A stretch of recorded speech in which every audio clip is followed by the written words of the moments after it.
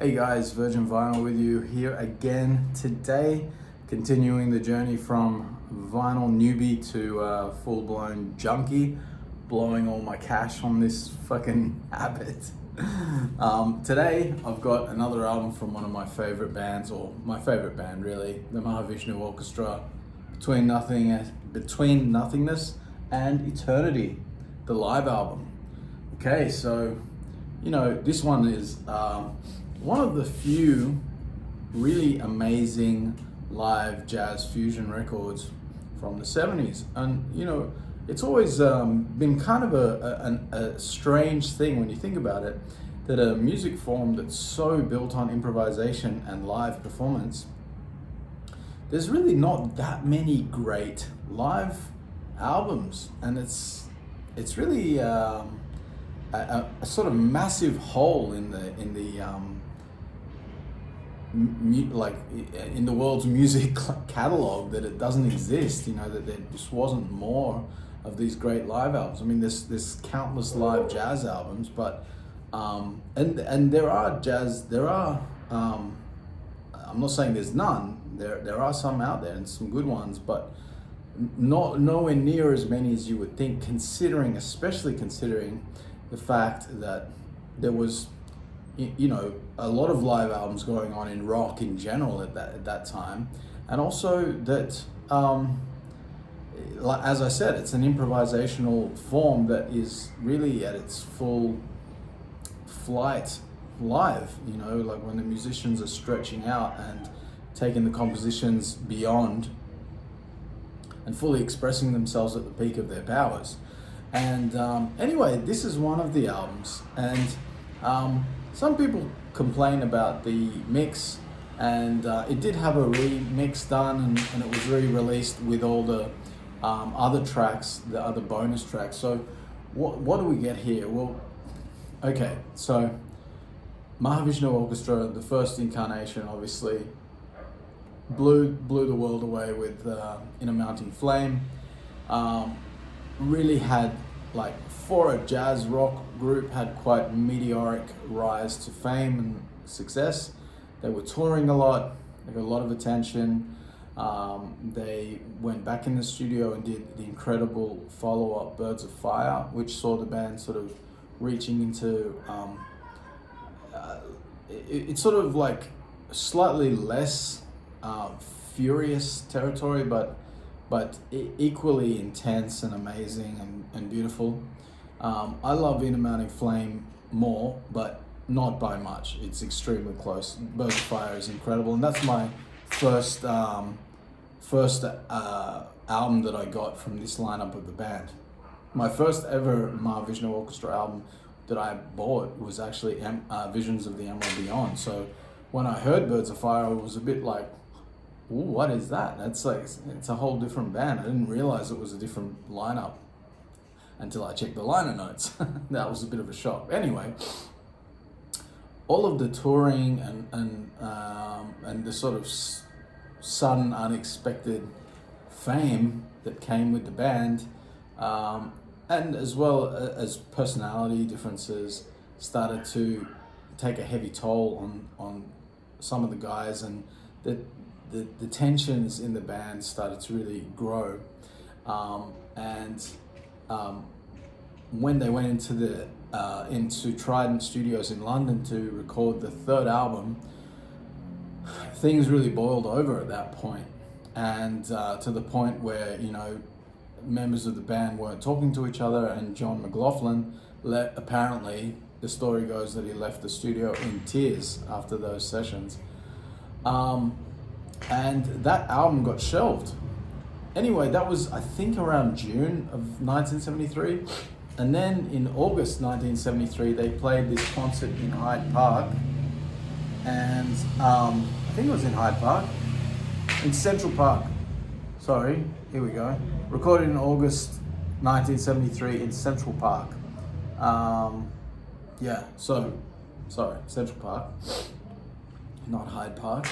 Hyde Park is obviously a famous park in England, but it's also, I'm from Australia, and the Central Park in Australia, in the centre of our city, is also called Hyde Park. So very original we are in Australia, naming everything after everything in England. Anyway, so this set, they played 3 of the original tracks that were supposed to be on the new album, and and instead of releasing that what was determined to be unfinished, or the guy says unfinished, 3rd album at Trident Studios got shelved, they released this instead as the 3rd album. And shortly thereafter, this band would come apart at the seams. And Billy Cobham would sort of has famously said that he felt that it was a real shame that the band came apart, because they were really on the verge of doing something even more groundbreaking and revolutionary in the world of rock and roll, which is kind of mind-blowing if you think about it, because like when you look at these first 3 albums, there's a reason why they're my favorite band. It's because you've got this the thing I love about Mahavishnu Orchestra is that all of the guys, John, who's in fact they all sort of bring their compositional powers to the band, but they're all pushing themselves to their limits. And when you've got master musicians, like all of the guys in the band are master musicians, like truly masters. When you've got guys at that level pushing themselves to their extremes, you end up with Mahavishnu Orchestra. And there's nothing more exciting, I think, in music and in art when you have an artist really pushing to the extremes of their abilities and to the extremes of their aspirations. I said that to a friend of mine recently. I put it that way, that's what I see as high art, right? And that's what excites me, that in particular. Now, I think you can have great art that is not necessarily being played by master musicians, of course. I think the main thing about art being exciting and interesting is that the aspiration is as extreme as you can make it. So you make it as good as you can make it, and you push yourself. You're pushing yourself a little bit to not just play what's safe, to really try and discover something in yourself that you might not even realize you had in you. So that you shock yourself. That's when it becomes exciting. That's when the artist is living by the seat of their pants, and that's when the listener also then can feel like they're riding right on the edge alongside you. And on every single recording of Mahavishnu Orchestra that is occurring, on this, you hear the guys, even at this time when they're really at their most fractured state and they're not far from ending, and they're not quite as linked in with each other as they were a year or two before. Like if you listen to the bootlegs from like 72, or 70, 71, 72, when they're soloing, improvising, there's more interplay between the band members.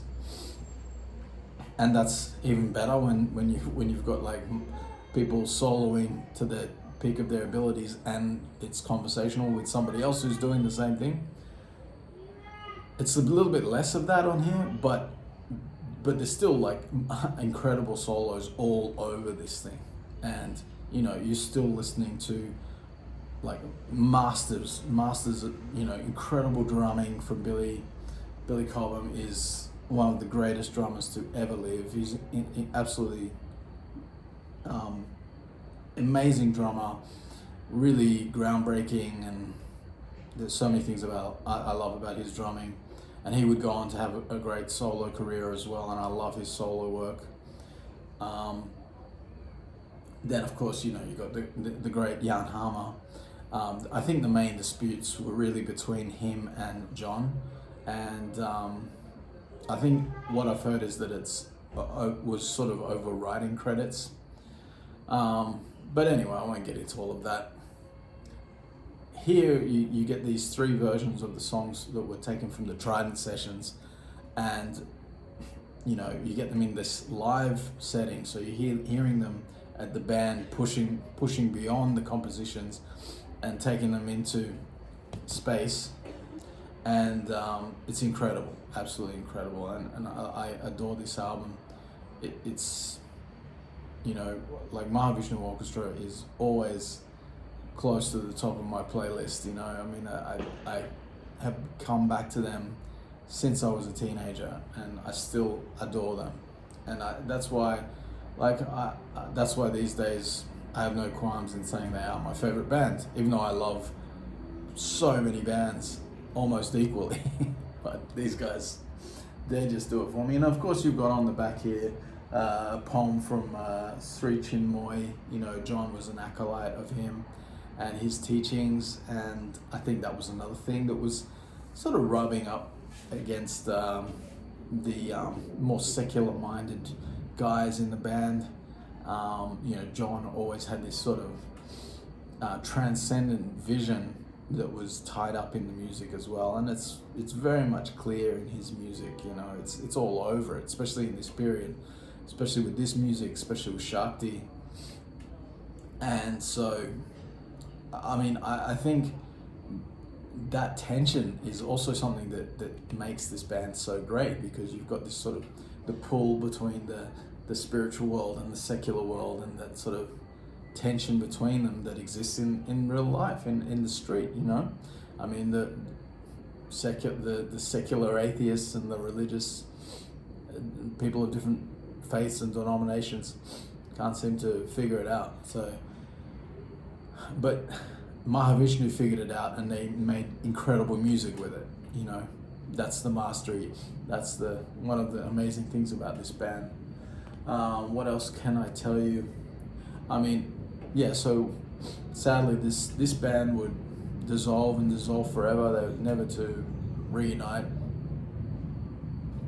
I believe Rick Laird has passed away, so there's no chance of this lineup ever getting back together.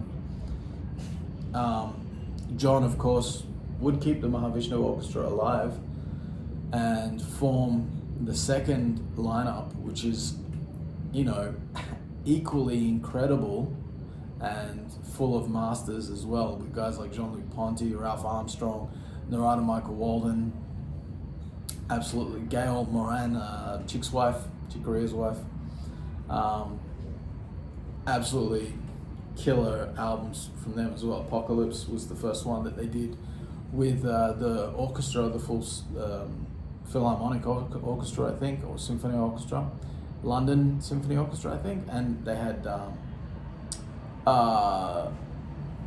George Martin, you know, Beatles producer, produced that album, and he's gone on to say that that's the album that he's most proud of producing, yeah, which is pretty incredible if you think about it, considering he produced the Beatles, for God's sake. And, you know, then of course my favorite album of all time would come after that, Visions of the Emerald Beyond, and I can't wait to get my hands on a copy of that. And you can rest assured that when I get a copy of that, I'll be talking about it, that's for sure. Anyway, my favorite band, I love this album, it's incredible. It's a bummer that we'll never get any, that they would never reform or never do anything again. This lineup, which is one of the most genius lineups of all time, and but we have 3 incredible albums. Oh, and when they, sorry, I don't know if I said this already, but when they re-released this on CD and remixed it and remastered, I think they remixed it and remastered, or maybe just remastered. They also released the rest of that concert, so you got the older tracks on there too, and those are incredible. If you a CD collector, definitely get your hands on that.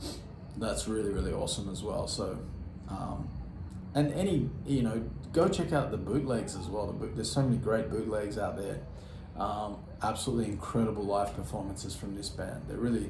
This band live just would blow people's minds away. Yeah, I wish I could have been there, but I'm a little too young. Okay, I'm 45, so it's just out of my out of my age group by a few years there. I was still just a twinkle in my daddy's eye. All right, that's it for today. Please hit the subscribe and let me know what you think about Mahavishnu Orchestra in the comments. What's your favorite album? Did you ever get to see them live? And yeah, all right, guys. I'll see you tomorrow.